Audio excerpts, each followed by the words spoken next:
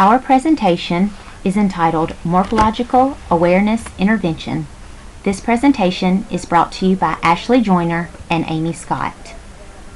Research article was entitled Morphological Awareness Intervention with Kindergartners and First and Second Grade Students from Low Socioeconomic Status Homes. This is a feasibility study. Purpose of the research study specifically was to examine the effect of a morphological awareness intervention on the morphological awareness and literacy skills of first and second grade students from low socioeconomic status or SES homes. The type of study mentioned earlier in the title is a feasibility study. This study is to determine whether a focused morphological intervention had promise of effecting changes in the participants' morphological awareness and literacy skills. The study also used a counterfactual measure. This was used to determine an outcome for a skill or skills that is expected to develop, but not directly as the result of the target intervention. In this study, the counterfactual measure was to estimate the changes in the student's morphological and literacy skills that were due specifically to the intervention versus the general maturation. Expected growth on task related to this intervention to exceed growth on the counterfactual measure, which was a measure of semantic and syntactic comprehension ability. The participants in this study included kindergartners and first and second grade students from a public elementary school in a southeastern state. These students went through an initial screening that was conducted until 22 students per grade met the screening qualification of a score of greater than or equal to the 16th percentile on the Self-4 subtest, Concepts and Following Directions. There were a total of 19 kindergartners, 21 first graders, as well as 21 second graders. The initial screening had been conducted. The children who passed the initial screening were measured on the following areas: morphological awareness, phonological or phonemic awareness, word level reading, reading comprehension, and receptive language. For morphological awareness, the following were performed: re-hit, which is combining real affixes and base words into nonsense words and then judging their semantic acceptability. Relatives, the examiner provided a base morpheme and a sentence and the student completed the sentence orally. Affix identification, students were given a list of pseudo words with real affixes and circled all the affixes. And spelling of multiphonemic words, a spelling test of multi-morphemic words. Affix spelling were scored for accuracy. With the phonological or phonemic awareness portion, an elision subtest from the CTOP was performed. A measure of phonological manipulation, and it also contains items that follow the developmental hierarchy of phonological or phonemic awareness abilities. Students delete whole words from a compound word or delete a syllable from a word.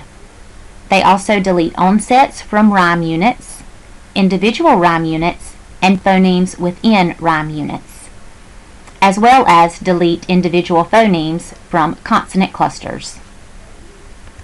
Under the word level reading area, a test of word reading efficiency was given. The students would read as many real words and decode as many non-words within 45 seconds. Under the reading comprehension area, a test of silent reading efficiency and comprehension was given. The students would read sentences silently and mark yes or no on an answer sheet to indicate whether the sentence was true or false. the receptive language area, concepts and following directions subtest of the Self-4 was given. Students would point to objects in a book after listening to oral directions. This was used as a counterfactual measure. The reliability for these subtests were as follows. The Inter-Rater score reliability for all tasks ranged from 96% to 100%. For the procedures portion, the intervention implemented was given across a 9-week period between October and December. 4 days per week, 25 minutes per session, 36 total sessions. There were a total of 12 lessons. Each lesson were taught across 2 sessions. A review after 2 lessons was given and held across 2 sessions. Also, pre- and post-testing occurred 2 weeks before and 2 weeks following. Students were encouraged to be word detectives to help identify affixes, meanings of words, and etc. They were also provided with magnifying glasses as a concrete means of emphasizing their need to investigate the words. Affix lessons were given to all participants. For the 1st and 2nd grade students, it focused on increasing awareness of affixes and inflected and derived words in both spoken and written forms. For the kindergartners, only awareness of spoken forms was targeted. The interventionist would first model and then speak about the focus of an activity, and then would actively involve the students by requiring a verbal, physical, and/or written response. The lessons generally contained 4 main activities. It could include an introduction, listening activity, word sorting, say it another way, a story, an add-on activity, or a written activity, an affix book, or it could include a wrap-up. The review lessons, a total of 6 reviews were given. The participants reviewed specific affixes that had been taught since the previous review. The review lessons contained meanings and spellings. And it was used to introduce the notion of and talk about word relatives. It began with picture sorting, introduced word relatives, they brainstormed about the relatives of base words, and then listened for word relatives in a story. The results of the study. The students' raw score increased on the morphological awareness and literacy task for all 3 grades. The effect sizes reported are based on within subject post-treatment gains. For the kindergarten students, gain scores were statistically significant for all tasks except the Self-4. For the 1st grade students, the gain scores were statistically significant on all tasks except for the Self-4 in the test of word recognition expression. Decoding task. For the 2nd grade students, the gain scores were statistically significant on all tasks except for the Self-4, the Tower decoding task, and the CTOP.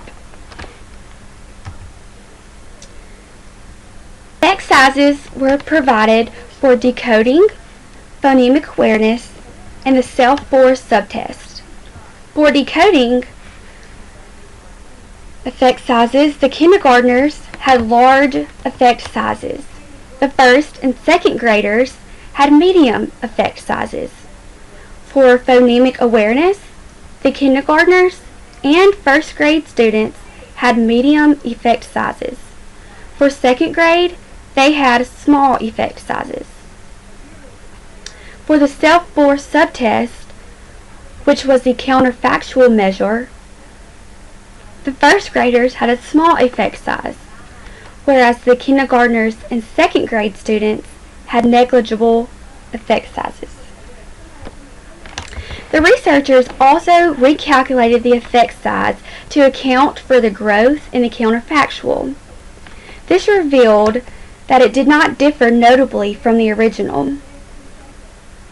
Therefore, gains appeared to be due to the intervention rather than to maturation. The effects of intervention on morphological awareness abilities. There were marked improvements. Intensity of intervention may contribute to the larger than previously reported effect size results. Small instructional groups may be more beneficial than larger groups. Intervention that teaches students to think about and manipulate morphemes in a variety of ways may lead to greater gains in morphological awareness abilities than an intervention that provides narrow instruction. The effect of intervention on literacy abilities. There was notable growth in their reading skills in a relatively minimal amount of time, and after accounting for the counterfactual measure. Outcomes show promise for future efficacy studies, suggesting that the intervention does have an impact not only on the proximal skills on which it is based, but also on the abilities to which it is intended to generalize and strengthen. The limitations and suggestions for future use. It should be noted that these results should be viewed with caution because there was a lack of a control group, but the researchers tempered this somewhat through the counterfactual measures. And we should also only apply these results to those with the same background as the participants. They hypothesized similar findings in future clinical trials, such as efficacy and effectiveness studies. Low SES may have benefited more from our instruction than students with middle SES backgrounds. The outcomes are based on experimenter-developed measures. It should also be noted that the researchers did not have the opportunity to consult with classroom teachers or take advantage of the students' curriculum.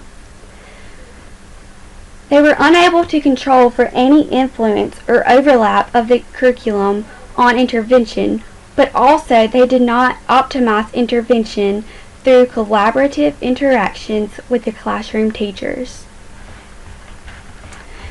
The researchers also need to determine whether these gains will continue beyond immediately after intervention and whether long-term gains in literacy are realized. Initial clinical implications. An explicit focus on inflectional and derivational morphology is appropriate for students of younger ages. Their morphological awareness lessons may fit within any tier of RTI and could be adapted for whole classroom instruction. It is also important to note that speech-language pathologists are uniquely qualified to provide these lessons to promote literacy development.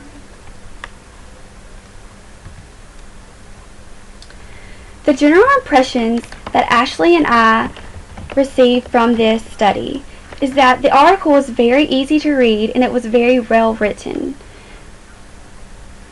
It provided us with valuable information and insight into morphological awareness intervention. We would love to see the future research done on this topic to see how well the children were able to maintain the skills that they learned through this morphological awareness intervention. Thank you for listening to our presentation.